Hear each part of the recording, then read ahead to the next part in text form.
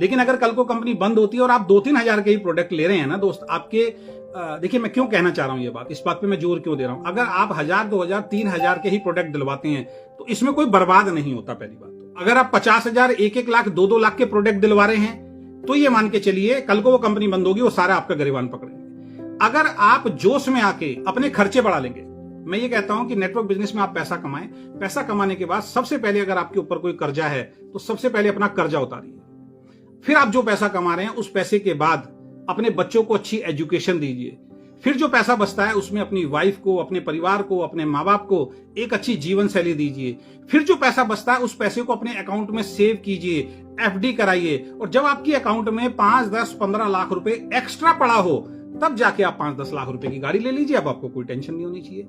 लेकिन इसीलिए तो मजाक उड़ता है, इसीलिए तो मीम बनाते हैं, टाई कहीं जा रही है, जूतों पे पॉलिश नहीं है, उसको नॉलेज नहीं है, 30,000 रुपए का चेक आया, उसको आपने गाड़ी दिलवा दी, उसको बोलना तक नहीं आता है, उसको बेचारे को नॉलेज नहीं है, जोश में आपने उसको चढ़ा दिया, बाद में वो नेगेटिव होता है। इसीलिए दुनिया भर के यूट्यूबर हैं आपकी और हमारी मजाक उड़ाते हैं। तो इन चीजों का ध्यान रखें। तो इसीलिए मैं बोल रहा हूं, जहां पे आपको हजारों लाखों का प्रोडक्ट खरीदने की बात हो रही है, ऐसी कंपनी बड़ी भी हो, छोड़ दीजिए। मैं कह रहा हूं छोड़ दीजिए, आपका जीवन खराब होने वाला है। मैंने बहुत सारे लीडर अभी देखिए ना, एक कंपनी के अंदर बहुत मर्सिडीज और ऑडी, BMW आ रही थी, आज सब बंद कर दिया उन्होंने, नाम नहीं लूंगा यहाँ पे, सब बंद कर दिया।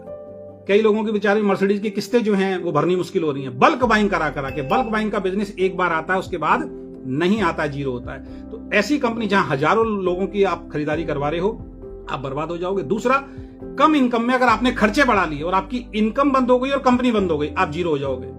ऐसे लोग बिकते हैं फिर जाके, जब उनके पास कुछ नहीं होता वो छटपटाते हैं, यार 20,000 यहां देना है, 10,000 यहां देना है, 30,000 किस्त देनी है। फिर वो किसी मालिक के पैरों में पड़ते हैं, भाई साहब मैं बर्बाद हो गया हूं, मुझे 50,000 रुपए महीना चाहिए, अगर आप दे सकते हो तो बताओ। वो कहता आजा बेटा खरीद रहा हूं तेरे को। इसी से तो इंडस्ट्री बर्बाद हो रही है। और एक छोटा सा टिप मैं दे देता हूं, 3 बातों का ध्यान रखिए।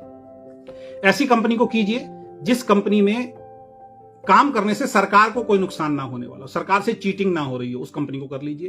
दूसरी, वो कंपनी जिसमें आप काम कर रहे हो, आपका कोई बड़ा नुकसान ना हो। ये 3 चीजें ध्यान रखिए।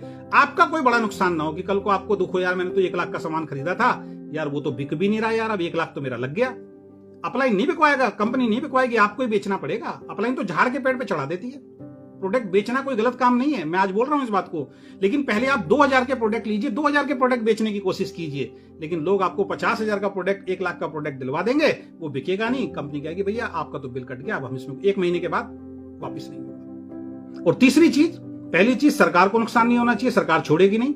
दूसरी चीज, आपका पर्सनल कोई नुकसान नहीं होना चाहिए, सबसे पहले अपना नुकसान देखिए। और तीसरी चीज, जिनको आप जोड़ रहे हैं उनका कोई नुकसान नहीं होना चाहिए। इन 3 चीजों को ध्यान रखेंगे, आप किसी भी कंपनी में चले जाओ, कोई आपके घर के बाहर आके खड़ा नहीं होगा। तो ऐसी कोई कंपनी आप करते हैं जिसमें सिर्फ 1000-2000 का ही प्रोडक्ट है और आपने कोई लायबिलिटी ना खुद अपने ऊपर रखी है ना टीम के ऊपर रखी है, कल को वो कंपनी किसी भी कारण से बंद हो जाती है, लोग आपके घर पे आके नहीं खड़े होंगे। लोग तभी आपके घर पे आके खड़े होते हैं, तभी आपको गालियां बकते हैं, तभी आपके ऊपर FIR या आपका नाम खराब करते हैं, जब आपकी वजह से उनका हजारों लाखों रुपए फंस गया।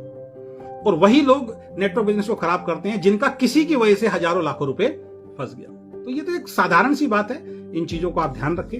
और यही कहूंगा कि इस इंडस्ट्री को अगर हम बड़ा करने की बात करते हैं तो इस इंडस्ट्री में जब कोई गलत काम कर रहा है तो उसको रोकने की जिम्मेदारी भी आपकी और हमारी ही है। ये काम कोई दूसरा नहीं करेगा। ऐसा नहीं कि ऊपर की मलाइयां तो आप खाते रहें, लेकिन इस इंडस्ट्री में कचरा कोई भी फैला के चला जाए उससे आपको कोई फर्क ना पड़े। इसीलिए उन लोगों की हिम्मत होती है।